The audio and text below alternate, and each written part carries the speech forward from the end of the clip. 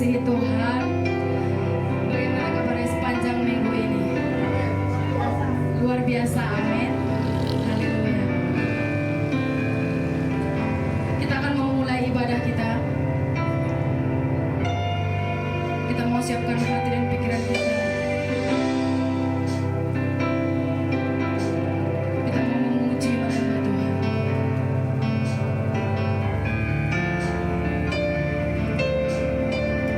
Haleluya.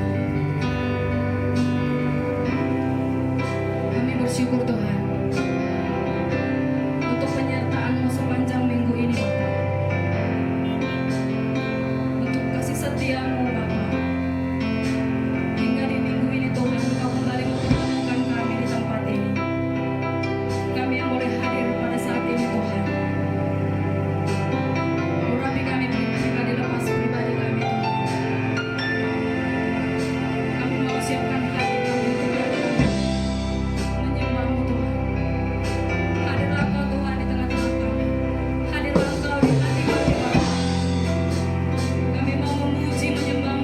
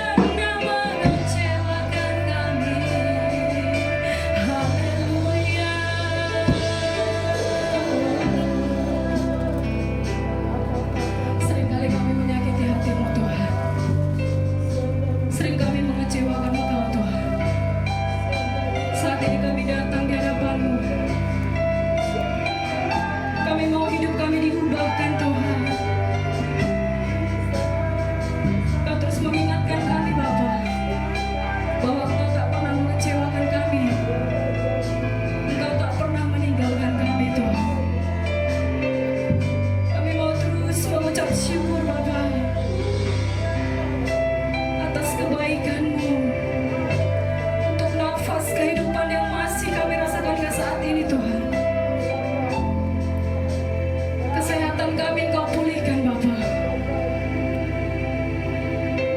Di saat kami lemah Engkau kuatkan Tuhan. Haleluya. Panggil nama Yesus. Haleluya. Rasakan jamaah Tuhan masuk dalam hadirat Tuhan.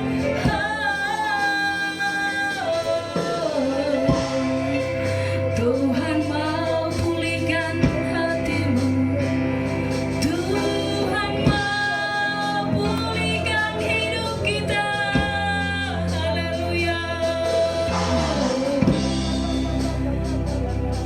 Naikkan syukurmu.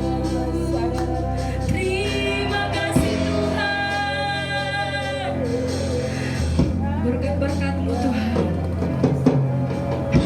bahkan yang tak terfikirkan oleh kami, itu yang Kau sediakan bagi kami Tuhan. Haleluya.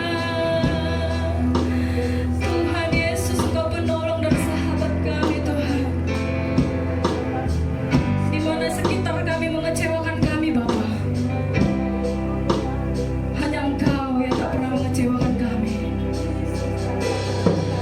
Engkau menolong kami Tuhan. Engkau topang kami Bapa di saat kami terjatuh. Di saat kami jatuh sakit Tuhan, Engkau pulihkan kami Bapa. Haleluya.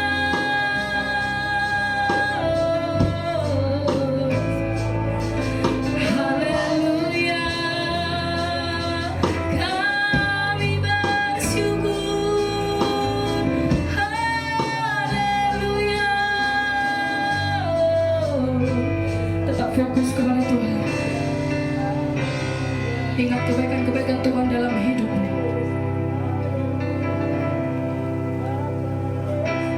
Tuhan begitu baik, teramat baik Bapak Ibu. Yes, Jesus. Serukan nama Yesus.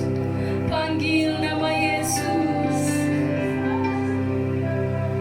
Kita yang mau diubahkan saat ini.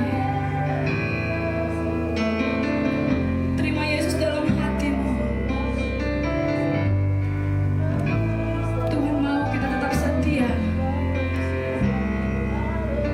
Dalam kondisi keadaan apapun kita tetap mau mengucap syukur.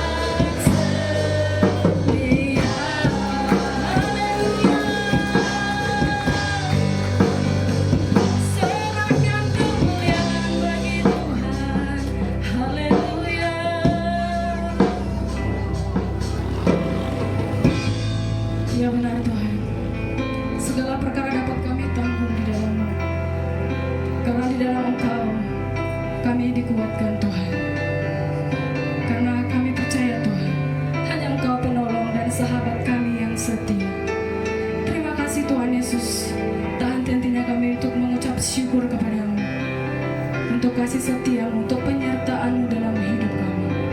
Terima kasih Bapa. Engkau terus memberikan kami kekuatan demi kekuatan baru. Terima kasih Tuhan, kami telah memuji menyembah-Mu lewat roh dan kebenaran kami. Berkati penyembahan kami Bapa. Urapi kami Tuhan yang telah menyembah-Mu saat ini. Biarlah penyembahan kami Tuhan berkenan di hadapan-Mu, juga menjadi rupa yang harum di hadapan-Mu. Terima kasih Tuhan Yesus, untuk setiap hati kami yang boleh hadir saat ini. Kami kuat bersama Engkau Tuhan. Sebentar Tuhan, kami mau memuji, meninggikan nama-Mu lebih tinggi lagi Bapa. Berkati kaki, tangan, mulut, bibir kami, yang kami gunakan semuanya itu Tuhan untuk kemuliaan nama-Mu saja. Terima kasih Tuhan. Dalam nama Yesus Kristus kami telah berdoa dan mengucap syukur.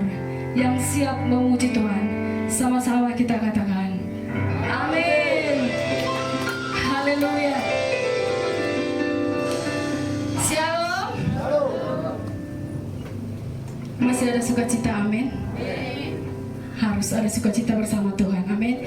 Karena Tuhan telah menolong kita, karena Tuhan sahabat kita.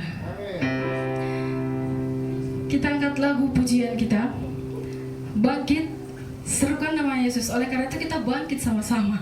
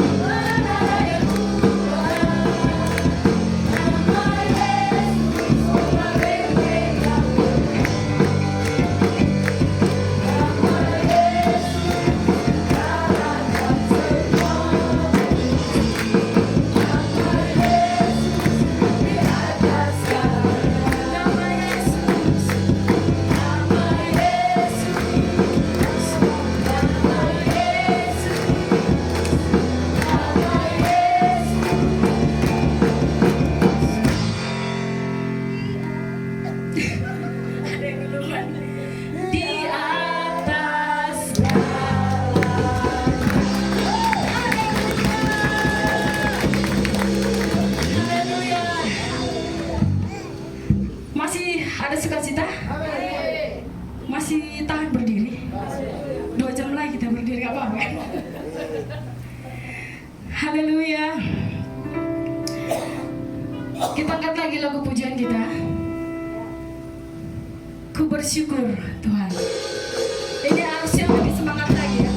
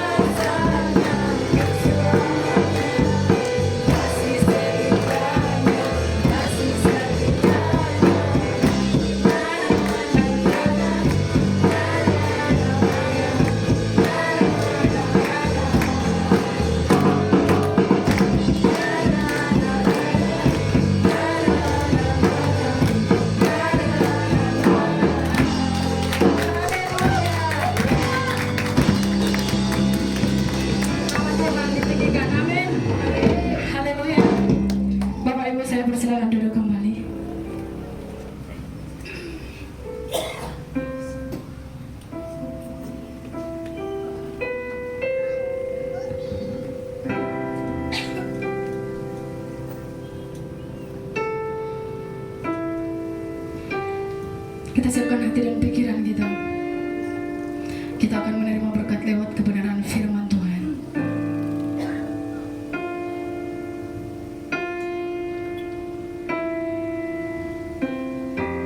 Terima kasih Tuhan.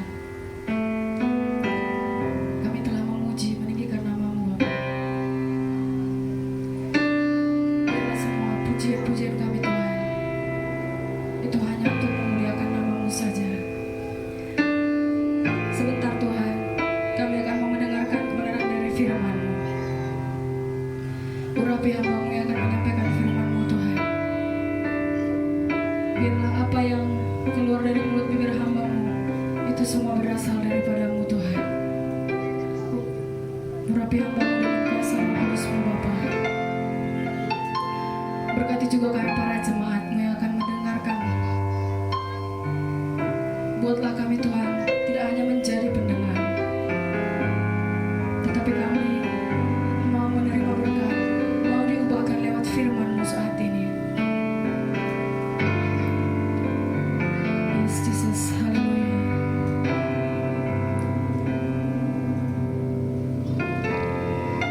Engkau Tuhan yang mendengar lebih dari yang kami harapkan Bapa. Engkau Tuhan yang mendengar setiap doa-doa kami Tuhan. Sebab kami percaya Tuhan, di waktu yang tepat Engkau akan menjawab segala berdoa-doa kami Bapa. Haleluya. Yes, Jesus.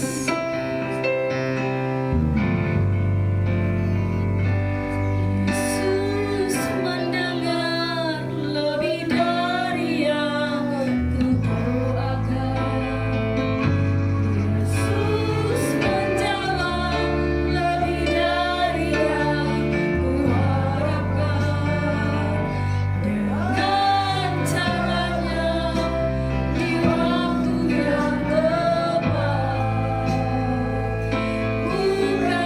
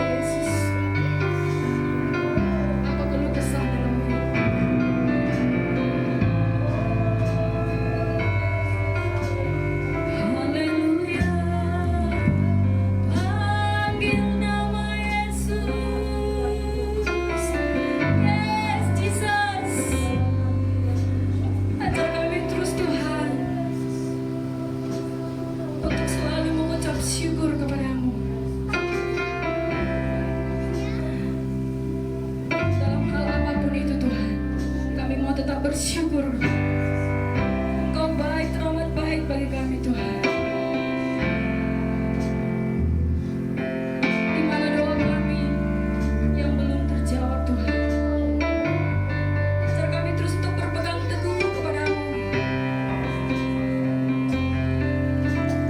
Karena tiba pada waktumu Tuhan, kami akan melihat semua Kau jadikan bagi kami.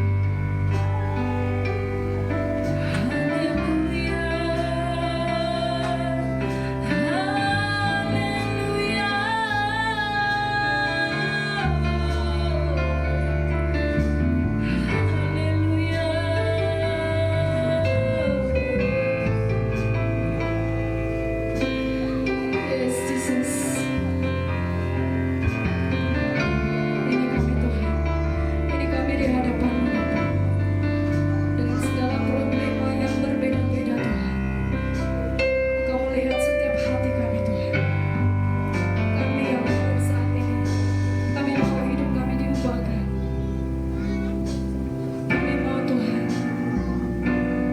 kami pulang nanti dari tempat ini tidak sama seperti kami datang. Kami mau Tuhan menerima berkat lewat firman-Mu saat ini. Haleluya.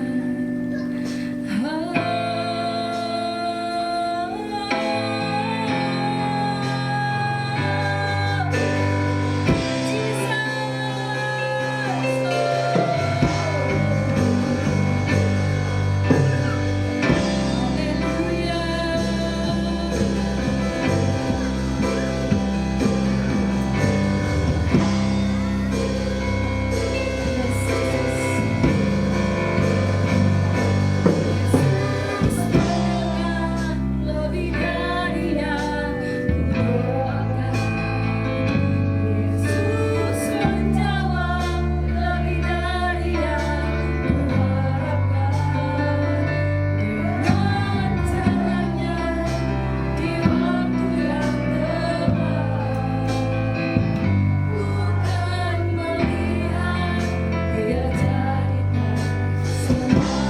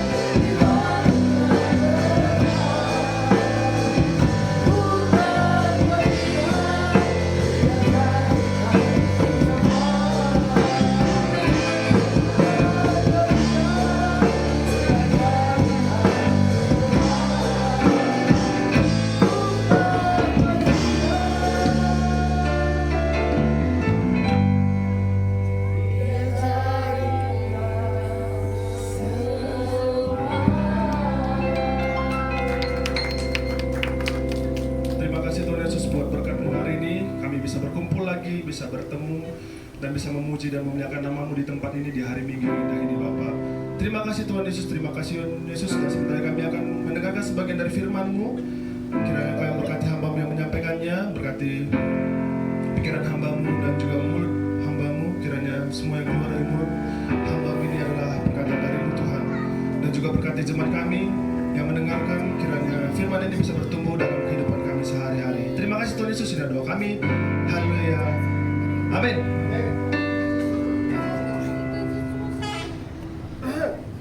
Shalom. Minggu lalu kita belajar tentang pengikut Kristus, ya kan? Ingat? Hai, enak diingat dia. Karena judulnya di depan, ingat kita cepat ya. Coba syarat mengikut Kristus lah, satu aja dulu lah. Iya, senang aku, aduh. Enak kayak gini. Ya betul, satu. Iya, satu menyangkal diri. Yang kedua, memikul salib. Salib itu apa? Ya itu agak lupa, nggak masalah. Yang penting yang tadi yang pertama ingat. Jadi menyangkal diri kayak kita bicarakan kemarin, menyangkal diri itu adalah kita nggak jadi diri kita sendiri ya, berubah. Nah, memikul salib, kalau teman-teman kemarin bilang ya itu beban kami, penderitaan kami. Oke, tapi ada aku tambahin kemarin selain penderitaan, karena mengikut Tuhan nggak menderita terus, harus ada bahagianya juga. Mengikut Tuhan, memikul salib itu pun ada namanya mengingat kematiannya, mengingat kematian Tuhan. Itu juga perubahan dari orang yang lama jadi orang baru. Habis itu memikul salib ada ngomongin tentang kasih setia Tuhan sama pengampunan Tuhan. Oke, coba next.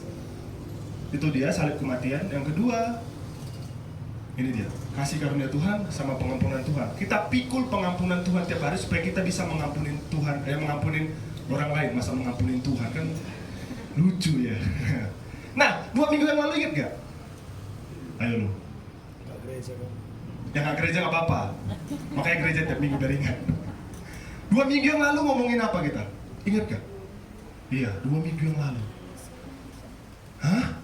Ingat baik dia Tuhan tiap hari, baik Tuhan. 2 minggu yang lalu kita ngomongin. Iya, next Pak.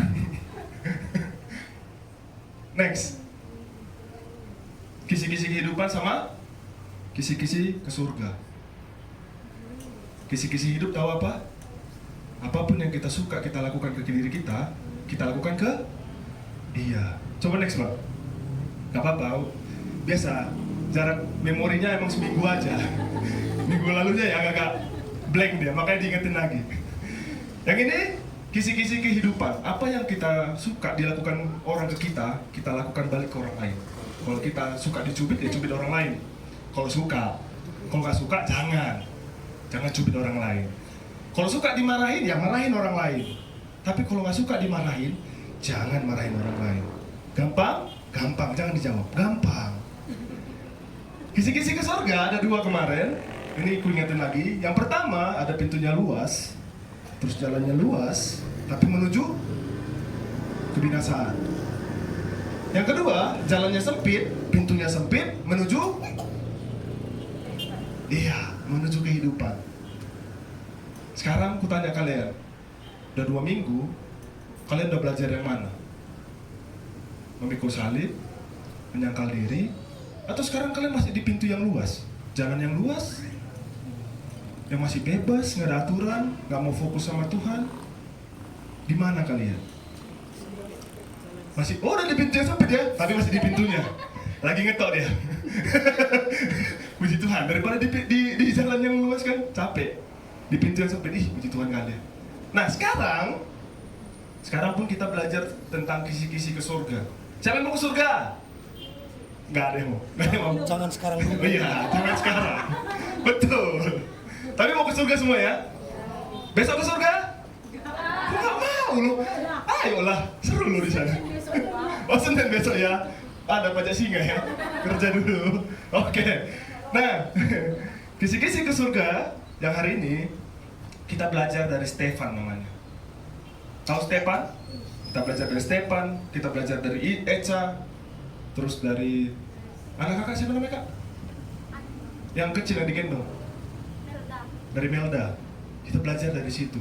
Kita nggak belajar dari aku, Bulang, Iti, Kak Pika, nggak belajar yang dari dewasa-dewasa kita. Kita belajar dari yang kecil-kecil. Oke? Siap? Coba next.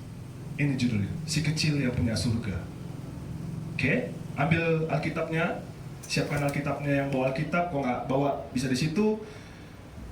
Opsi kedua dari handphone. Opsi kedua tapi. Boleh dari handphone, opsi kedua. Tapi kalau bisa, dari Alkitab. Buka Matius 18 ayat 1 sampai 5.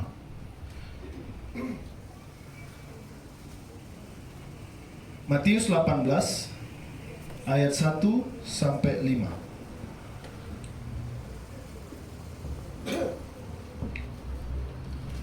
Udah dapat? Udah dapat semua?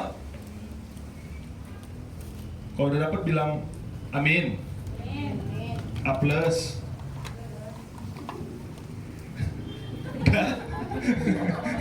Ya kan amin, A plus. Iya, A bagi. A tanda tanya, A tanda seru. Udah? Nanti kita baca aku ayat 1, kalian ayat 2, seterusnya begitu, nanti ayat 5 kita sama-sama, oke? Oke, ayat 1. Judulnya siapa yang terbesar dalam kerajaan sorga? Ayat 1.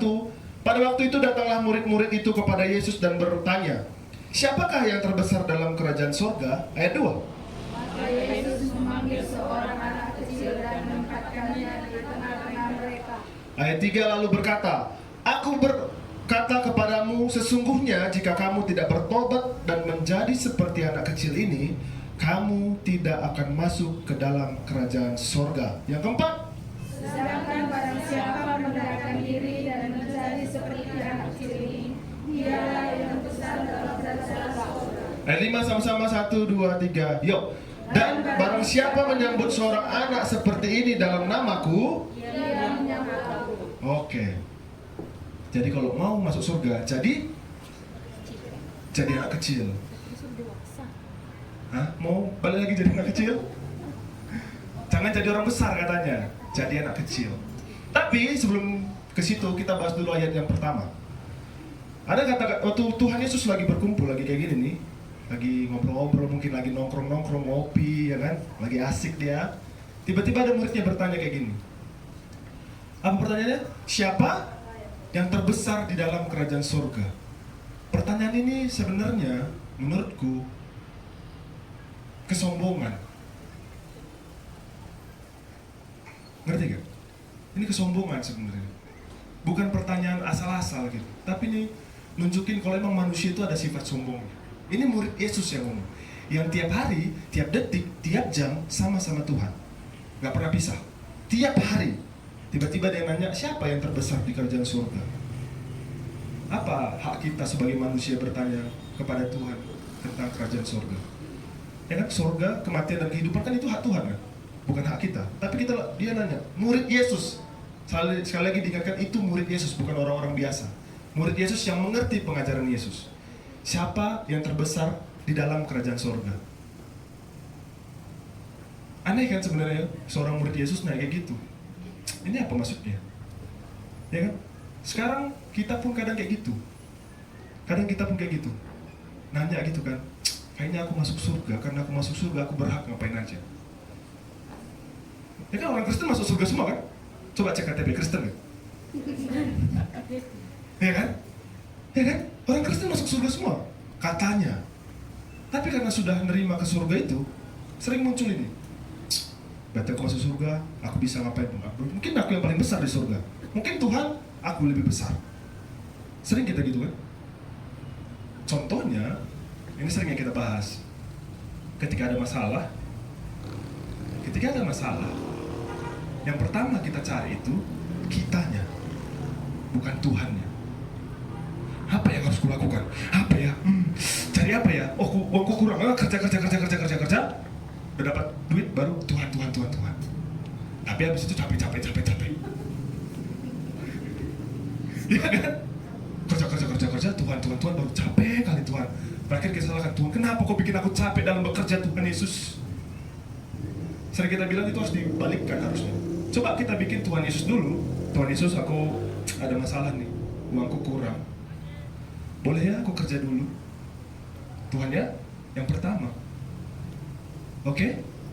Ini siapakah yang terbesar itu? Katanya bukan mengacu Tuhan yang paling besar, bukan. Dia pengen setara sama Tuhan. Yang nanya ini. Bukan dia pengen lebih besar atau lebih kecil, no. Atau siapa yang paling besar, tapi dia pengen tahu siapa yang terbesar supaya aku ikut gak di dalamnya. Itu sering yang terjadi di kehidupan kita. Oke? Itu refleksi yang pertama. Oke? Baru kita ngomongin tentang anak kecil. Jadi kita harus paham dulu kenapa Tuhan ngomongin anak kecil, karena ada pertanyaan ini. Kok nggak ada yang nanya, dia nggak ngomongin anak kecil mungkin. Oke. Sekarang next. Kita ngomongin kisi-kisi ke surga yang nextnya. Jadi, anak kecil, ayat 2. Bisa baca? Ada yang bisa baca nggak satu orang? Ayat 2. Mila. Maka Yesus memanggil seorang anak kecil dan menempatkannya di tengah-tengah mereka. Ayat 3.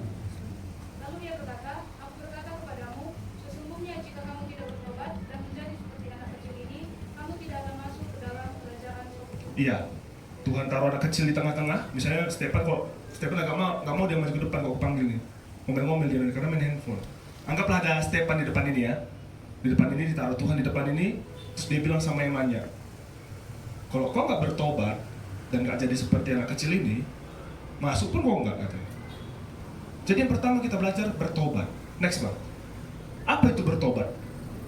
Kayak kita belajarin 2 minggu lalu, dan minggu lalu selalu kita belajar itu tentang berubah. Minggu lalu, bukan minggu lalu, semalam kami belajar tentang Matius di kelas Alkitab jam 8 malam. Matius itu awalnya pemungut cukai. Tahu pemungut cukai itu pemungut pajak. Kalau sekarang itu yang ngambilin pajak kita, yang sering kita komentar di Facebook itu, wah tukang pajak gitu. Nah itulah pemungut cukai yang kita paling benci di dunia ini, ya kan? Uang pajak kan kalian benci kan? Padahal uang pajak juga yang ngasih makan kita. Iya. Nah, Matius itu kerja sebagai orang Yahudi, karena orang Yahudi dijajah orang Roma. Dia kerja untuk orang Roma, tapi ngambil uang dari orang sekampungnya. Makanya orang kampungnya benci kali sama Matius. Tapi Matius kaya, banyak duitnya. Karena dia bikin perjamuan besar, diundangnya semua orang, diundangnya Tuhan untuk makan sama dia. Terus Tuhan sama ahli-ahli Taurat pun datang ke perjamuan itu, saking besarnya. Berarti si Matius kaya. Udah. Terus ahli-ahli Taurat bilang, Yesus kau kan guru, kau kan ngerti Taurat, kau kan ngerti Alkitab, kau kan ngerti semuanya. Kok kau mau duduk sama orang berdosa? Apa kata Tuhan di situ? Aku nggak nyari orang benar, nggak nyari orang suci. Aku nyari orang berdosa. Dia nyari orang berdosa untuk ngapain? Untuk ditobatkan, supaya kalian berubah. Matius, habis Tuhan ngomong kayak gitu, dia berubah. Ditinggalkannya pekerjaannya, ditinggalkannya uangnya, ditinggalkannya semuanya yang dia nyaman. Bayangkan duitnya sebanyak itu, ditinggalkannya untuk ngikut Yesus. Berubah. 12 murid Yesus kecuali Yudas pun berubah sebenarnya, tapi ke negatif. Semuanya hidupnya berubah. Simon Petrus dulunya dia nelayan, ngambilin ikan, berubah langsung ketika dia mau ikut Yesus. Kita Kristen 33 tahun, aku baru sekarang aku berubah. Karena lebih ngerti firman Tuhan. Dulu aku berpikir, udahlah firman Tuhan belajar, ya Tuhan masuk surga kok. Sekarang umur kalian berapa? Kita doakan lebih muda dari aku semua ya. Di bawah 33. Udah ada yang ngaku dia 18. Jadi 18 tahun dia mengenal Tuhan. Apakah ada perubahan? Banyak. Amin. Emang kalau pulang, puji Tuhannya banyak kali perubahannya. Puji Tuhan. Aku udah kenal tuh Bulang dari kapan ya? 2019 aku kenal Bulang. Banyak kali perubahannya. Dengarkan diri. Dengarkan diri. Ini tulus ini diri. Banyak kali perubahannya. Kita aminkan dulu dirinya. Amin. Itu maksudku. Yang penting itu perubahan. Kita nggak ngomongin tiap hari ke gereja, perjamuan kudus, hafal firman Tuhan. Itu ahli Taurat pun kayak gitu. Dan Tuhan bilang, Yesus bilang, aku nggak nyari kau, aku nyari orang yang berdosa. Yang penting itu berubah. Gak usah ngomongin yang lain, gak usah kita ngomongin dosa dan lain-lain, gak usah pikul salib, gak usah menyangkal diri, alah. Aku di pintu yang depan ngetok-ngetok kata kakak ini aja, berubah dulu. Kalau kita udah berubah, lancar jalannya, ke sono. Besok pun berangkat ayo kalian bilang, pasti. Gak apa-apa bilang, aku besok gak apa-apa, ayo lah. Sana enak katanya, sini capek kali. Ya kan? Masa nggak mau kita ke tempat yang enak? Aku sih mau aja. Yang pertama jadinya, kisi-kisi yang pertama yang kita pelajarin hari ini adalah bertobat atau berubah. Ada ayatnya, next. Coba buka Kisah Para Rasul. Kisah Para Rasul 3 ayat 19. Kisah Para Rasul 3 ayat 19.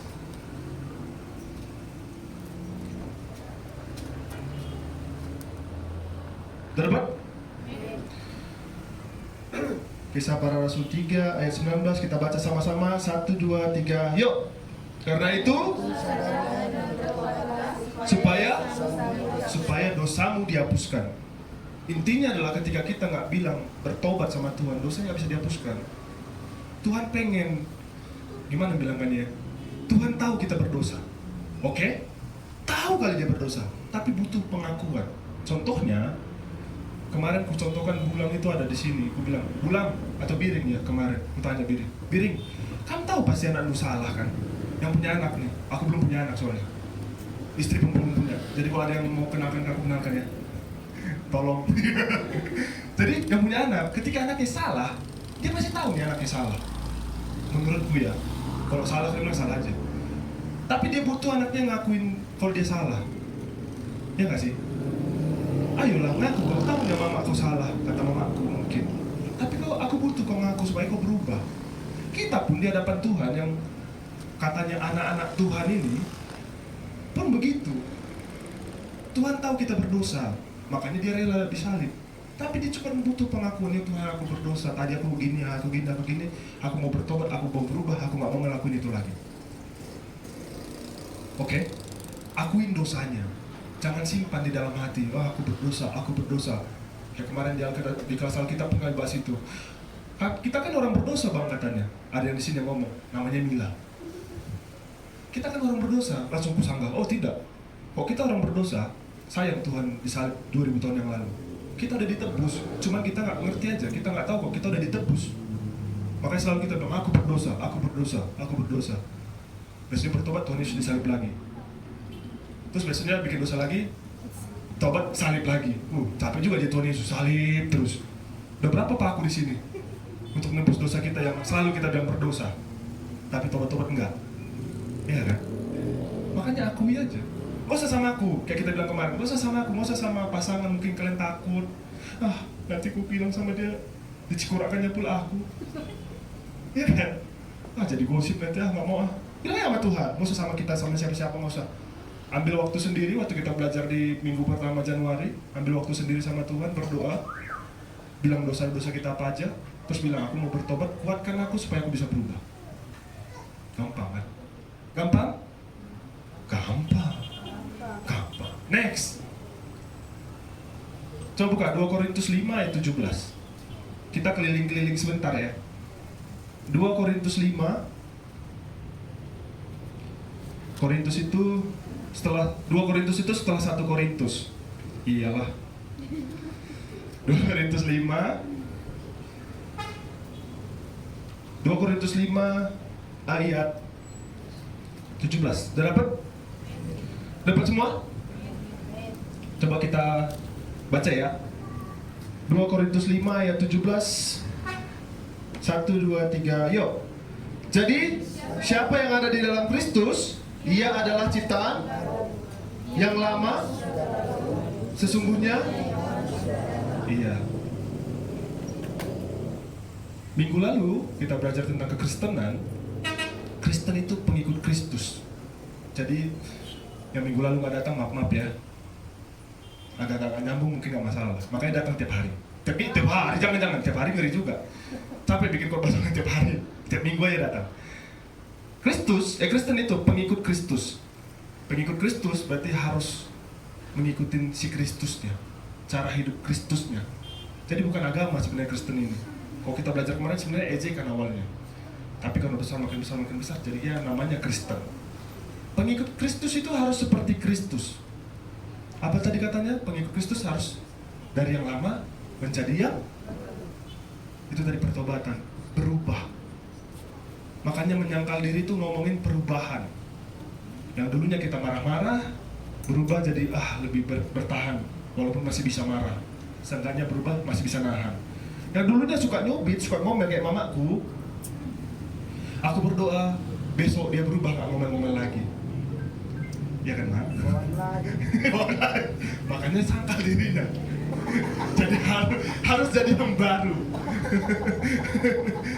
Makanya Kristen itu, ini contohnya, contoh paling gampang dan aku paling suka. Kristen itu kayak tanaman biji yang ditanam ke dalam, yang nanam tahu ya, ditanam ke tanah, terus dia tumbuh gitu, pelan-pelan tumbuhnya. Nggak ditanam langsung jadi besar, tiba-tiba beringin. Oh, itu kaget kita. Besoknya pasti mati nih, karena langsung berubah. Jadi harus dia ditanam pelan-pelan tumbuh besar, baru berbuah. Makanya ada akarnya kuat dia. Kok langsung tumbuh, ngeri. Takut pun kita tiba-tiba dia berubah, jangan nih. Enggaknya lama lagi kau ini. Ya kan, kok ada orang tiba-tiba berubah kita takut kan? Iya kan? Jangan-jangan nggak lama lagi. Makanya pelan-pelan berubahnya. Jangan hari ini dibilang besok berubah, ya besok berubah lagi bener. Berubah tiap hari ya, bener juga. Nah, yang kedua, yang pertama pertobatan dan perubahan, yang dari yang lama jadi yang baru. Yang kedua kita ngomongin, matiin aja Bang, ada yang nelfon. Ada yang nelfon ke HP ku tuh. Nah, yang kedua kita ngomongin tentang jadi anak kecil. Bisa next?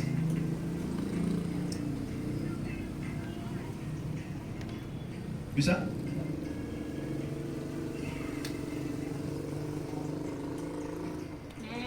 Next.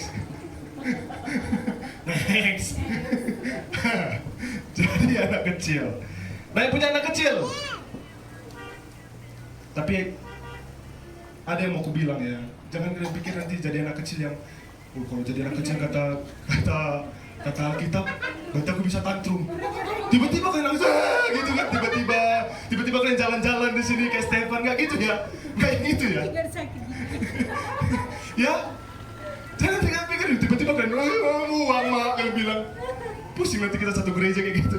Jangan yang itu. Oke, coba buka, coba 1 Korintus. Next, 1 Korintus 14 ayat 20. Ini omongan Paulus ini paling pas menggambarkan anak kecil yang benar gitu. 1 Korintus 14 ayat 10. Iya, ayat 20 sih. 1 Korintus 14 ayat 20. Ayat 10. Ayat 20.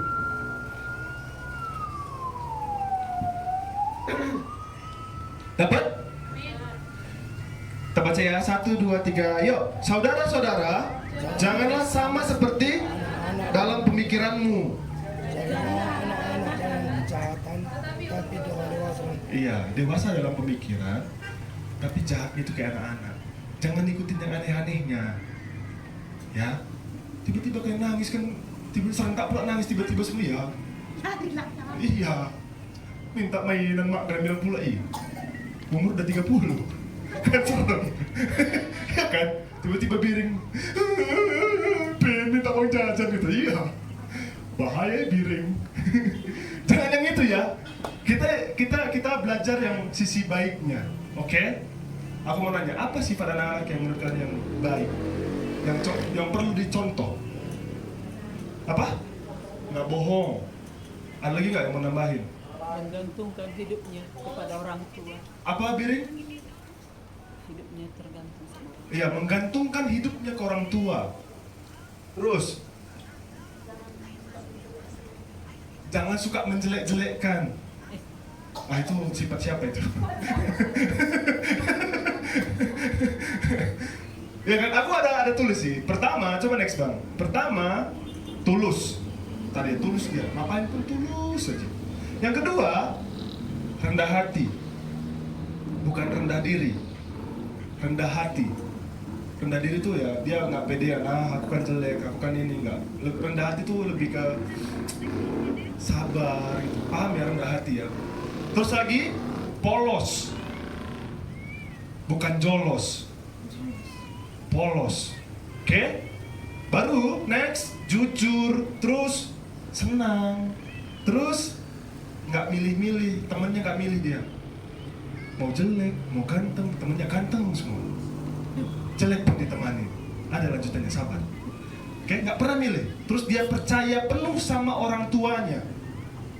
Apapun kata bapak mamanya, dia percaya walaupun bapak mamanya bohong. Percaya dia. Ya kan? Makanya jangan bohongin anaknya. Lama-lama anaknya pun berbohong. Oke, yang terakhir ini yang paling mantap. Gampang mengampuni. Tak pernah lihat anak-anak berantem? Nangis. Besoknya temenan lagi. Mamanya sama mamanya yang berantem. Mamanya sama mamanya nggak mengampuni, anaknya mengampuni. Ya kan, sering lihat gitu kan. Dulu aku pernah berantem sama orang. Itu terakhir aku berantem dalam hidupku karena mamaku marah kali. Karena yang kupukul buta matanya terakhirnya. Habis itu ngomong lagi berantem. Dia sama yang itu berantem masih. Mungkin sampai sekarang masih berantem. Aku udah kuampuni. Ya karena nggak aku yang kena kan. Tapi gitu ya, anak-anak kecil itu gampang mengampuni. Nah kita, yang mau kita bahas yang dua terakhir. Percaya penuh, sama gampang mengampuni. Kalau yang lain, nanti kita omongin, karena banyak kali itu. Yang dua terakhir aja. Pertama, kata-kata Berin tadi benar. Dia benar-benar percaya penuh sama bapak mamanya. Menggantungkan hidupnya sama orang tuanya. Coba next bang. Benar-benar. Mau apapun kata orang tuanya dia ikut. Kita kan nggak dibilang dewasa-dewasanya Tuhan Yesus kan? Bukan kan? Kita dibilang anak-anaknya Tuhan. Berarti kita itu masih anak-anak. Percaya penuh, menggantungkan diri kita sama Tuhan. Mazmur 118 ayat 8. Kita menggantungkan hidup kita sama Tuhan, bukan menggantungkan hidup kita ke orang lain. Paham? Oke? Karena orang lain mengecewakan, kita pun mengecewakan. Coba baca satu orang. Mazmur 118 ayat 8. Yang besar suaranya. Siapa? Ya. Iya, lebih baik berlindung kepada Tuhan daripada percaya sama manusia. Anak kecil pun gitu, dia percaya sama bapaknya, gak mau dia percaya sama orang lain. Stephen ini kalau pagi-pagi kami selalu berantem. Asal aku panggil, enggak! Kata gitu. Asal saya pagi, aku panggil, enggak! Siang baru baikan. Karena ada coklatku. Kalau nggak ada, nggak baik-baikan itu. Tapi kalau sama bapak mama aja, dipanggil dia datang aja. Kenapa? Mungkin dia nggak percaya sama aku ya, karena sering ku cubitin, sering ku gangguin, pegang-pegang kupingnya, jadi malas dia. Nah, si Apip gangguin terus. Kalau bapak mama kan dia disayang kan. Percaya dia penuh sama bapak mamanya, apalagi sama itingnya. Lala dikasih coklat, percaya kali sama itingnya. Lebih percaya dia sama itingnya daripada sama bapak mamanya. Itulah Stefan. Jadi kita pun kayak gitu sama Tuhan. Kita percaya penuh, nggak setengah-setengah. Kalau setengah-setengah, berarti masih di sini kakinya masih berdosa, masih bertobat. Yang itu kita ngomongin tadi yang kita salib Tuhan Yesus tiap hari. Tiap detik Tuhan Yesus mikul salib ke Golgota karena dosa kita. Tiap detik, bayangin, capek nggak? Kalian mau nggak kayak gitu? Sekalipun capek, apalagi berkali-kali. Makanya sekarang, yang pertama kita belajar dari anak kecil adalah percaya penuh, menggantungkan dirinya ke orang tuanya. Yang punya anak pasti paham. Yang menjadi anak pun paham itu. Jadi gampang sebenarnya dicerna yang ini. Ya kan? Selain semua punya anak, semua pernah jadi anak. Gampang. Kayak gitu juga sama Tuhan. Gampang kan? Gampang kan? Gampang. Jangan lupa ya, habis di sini nanti gampang, karena gampang lupa. Yang kedua, kita ngomongin tentang pengampunan. Gampang mengampuni. Buka balik kita ke Matius 6 ayat 14 dan 15. Ini yang terakhir. Matius 5. Iya, makasih. Matius 6 ayat 14 dan 15.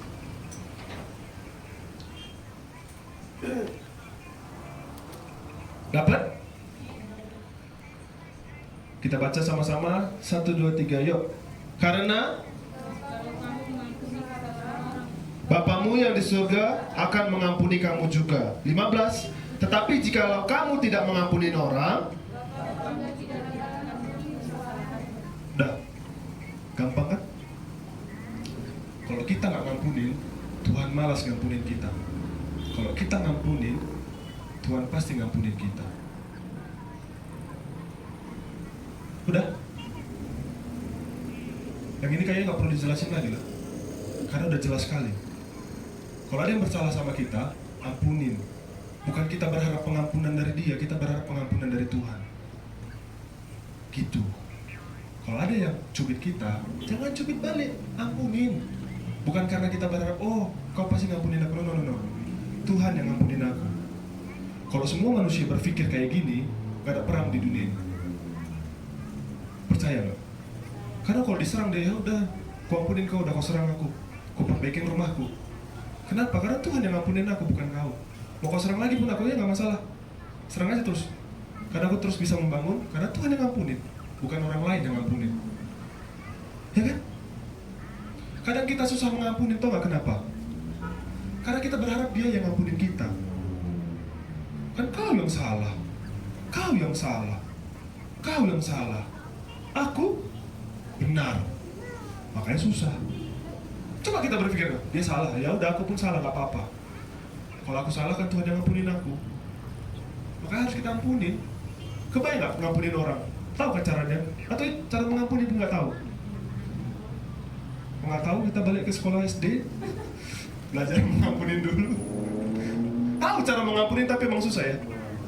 Karena masih sakit kali, apalagi orang paling dekat yang nyakitin itu. Aduh sakit kok. Ditolaknya aku. Iya, sakit kali. Gak aku ampuni kau. Terus dia kayak gak peduli gitu sebenarnya, yang perempuan kayak ya udah terserah mau kau ampunin mau gak ya.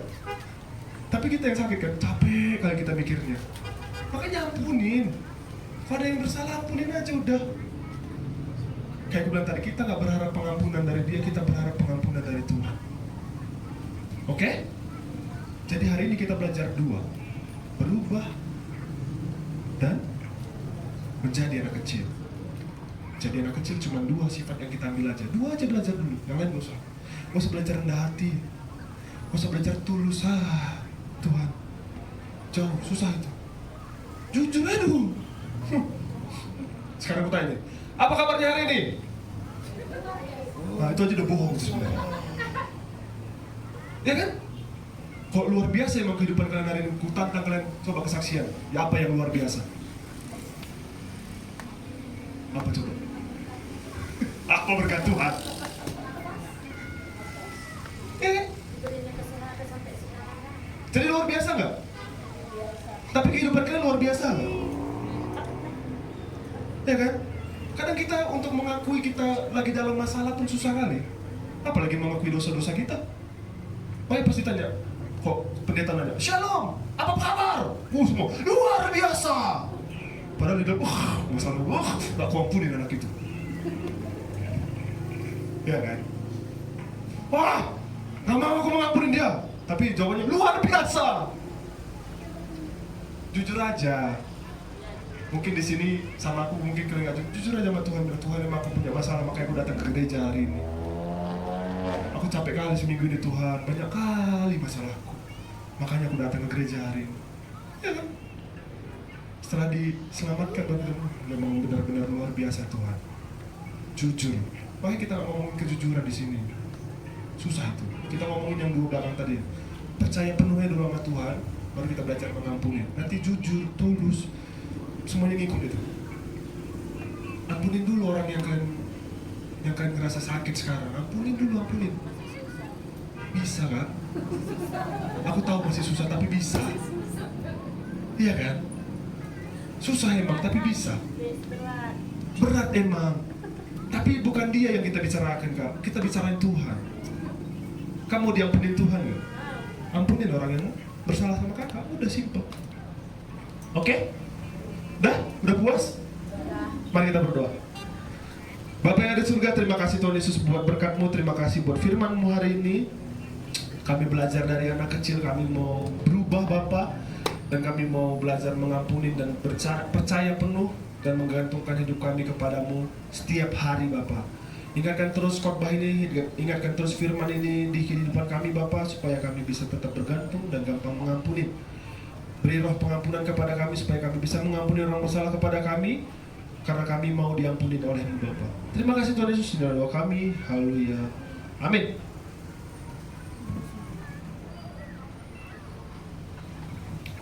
Shalom.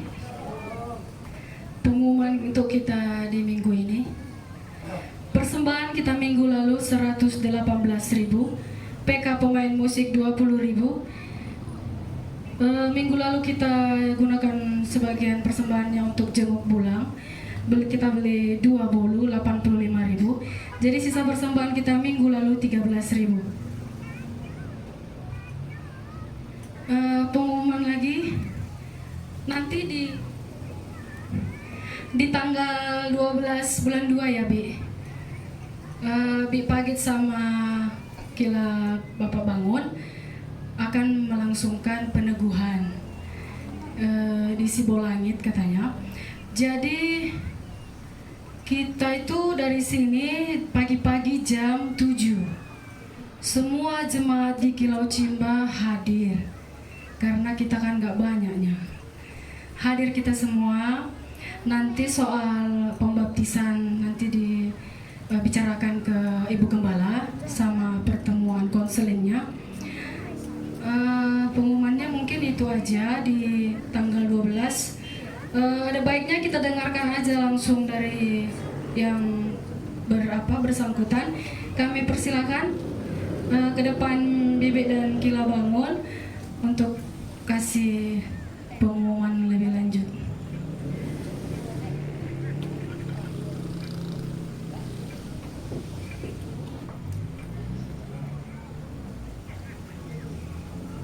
Shalom saudara terkasih semuanya di dalam nama Tuhan Yesus.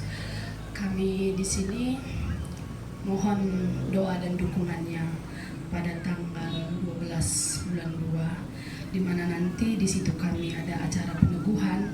Kami mohon semua buat kita semua di sini biar bisa hadir ke Sibolangit, yang bisa dibilang Vika tadi kalau bisa jam 7 sudah berangkat semua ke Sibolangit. Dan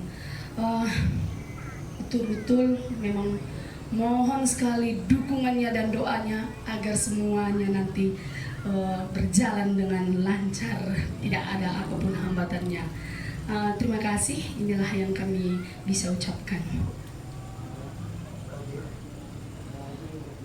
Oh iya ya, satu lagi mobil udah kami sediakan. Mau 1 mobil atau 2 mobil pun yang berangkat, mobil dari gereja sampai pulang balik sudah kami sediakan. Oke. Ya, mungkin itu pengumuman untuk kita ketahui bersama. Udah bisa kita siapkan di tanggal 12. Mungkin yang kerja bisa ambil cuti. Karena kan ini pesta kita semua ya, jemaat Laut Cimba. Kita serahkan kepada Ibu Gembala untuk bawa dalam doa.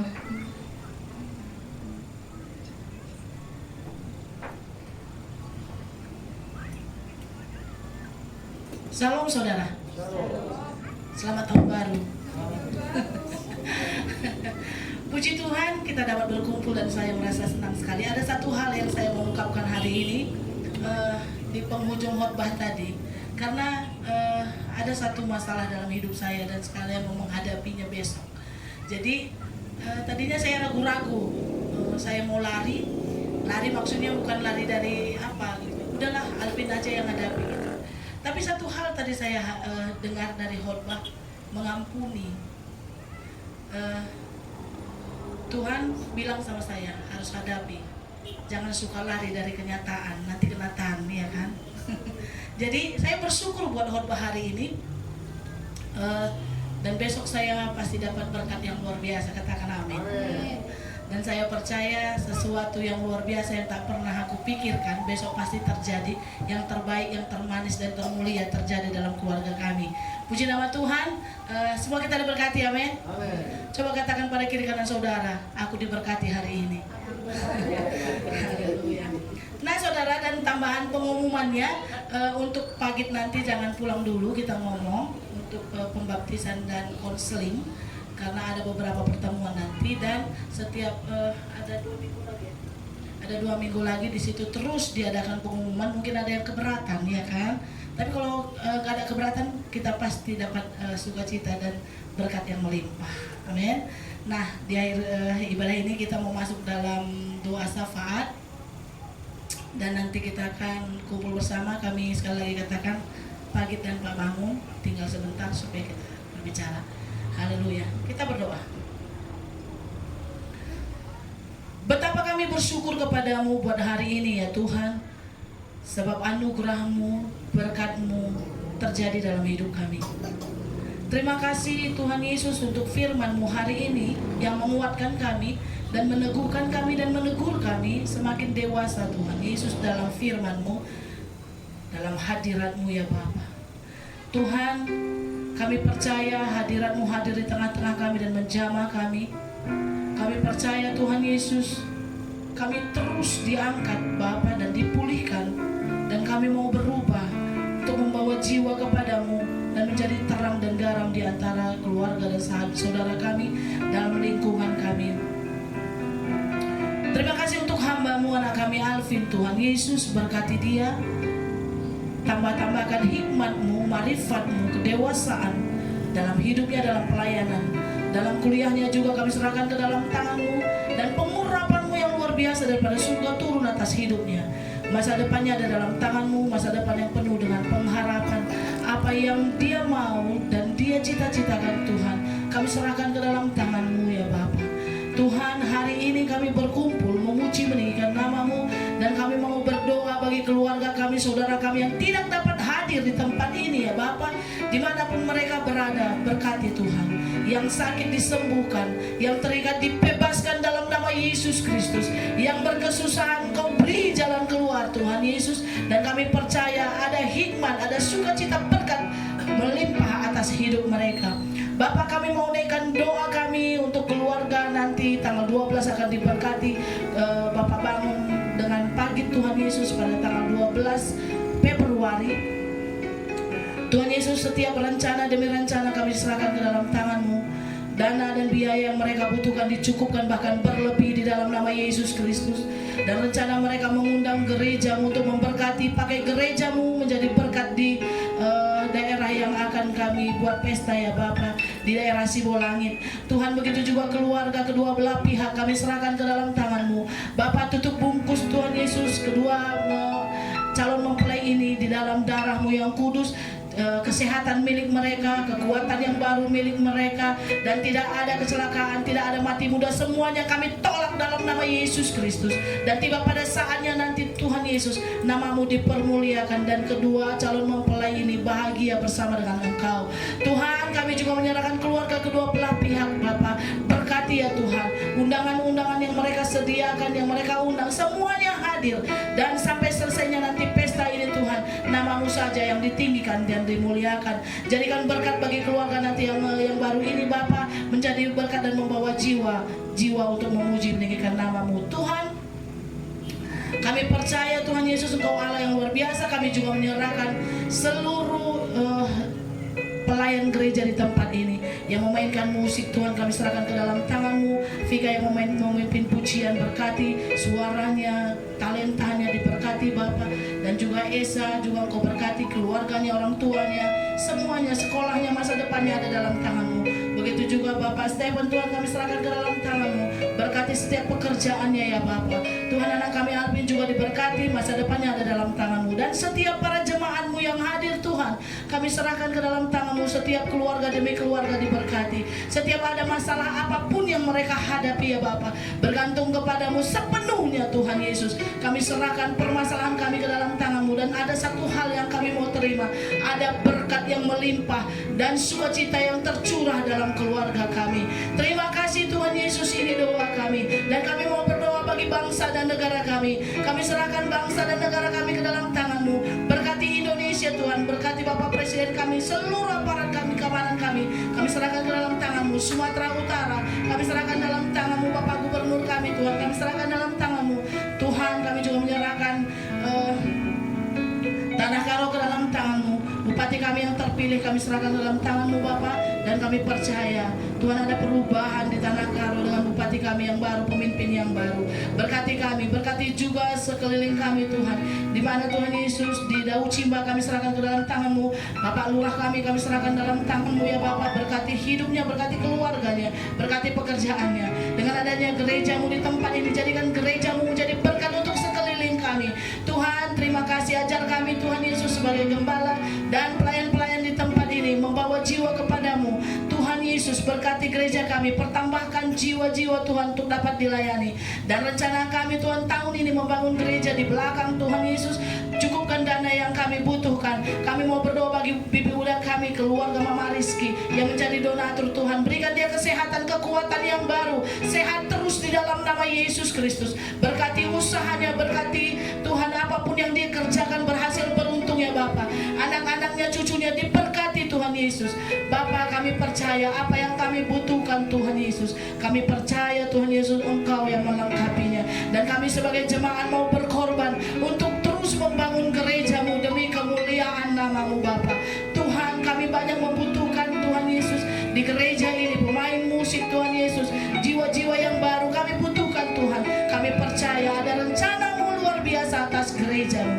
Terima kasih atas anugerah dan kebaikan-Mu. Terima kasih untuk firman yang kami dengar. Tuhan, jadikan hikmat dalam hidup kami, dan kami mau berubah, bergantung kepadamu dan saling mengampuni satu dengan yang lain, sehingga kami mendapat berkat yang luar biasa. Sebelum kami berpisah dari tempat ini Tuhan, kami akan memberikan persembahan. Tangan-tangan yang akan memberi Tuhan Yesus, Engkau memberkatinya. Tuhan, apapun pekerjaan jemaat-Mu diberkati. Buatlah mereka berhasil, beruntung ya Bapa. Tuhan, anak-anak sekolah, anak-anak yang masih muda diberkati. Panjang umur milik kami Tuhan. Sukacita damai sejahtera-Mu Tuhan berlimpah atas hidup kami. Sepulangnya kami dari tempat ini Tuhan, ada gebrakan yang baru, ada sukacita yang baru, ada berkat yang baru. Dan setiap rencana-rencana dalam hidup kami taruhkan di kaki-Mu Bapa. Berkati kami Tuhan, jiwa kami bersukacita bersama dengan kasih-Mu. Terpuji Engkau ya Bapa, ini doa kami. Dan sebelum kami berpisah dari tempat ini Tuhan, kami mau menerima berkat yang datangnya daripada Tuhan Yesus. Bapak Ibu Saudara kekasih dalam nama Yesus Kristus, kita sama-sama bangkit berdiri, kita akan menerima berkat daripada Tuhan.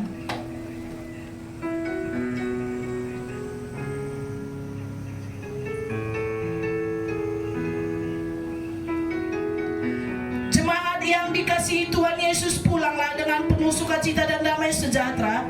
Arahkanlah hatimu kepada Allah, jadilah saksi Tuhan dan terimalah berkat Tuhan. Angkatlah kedua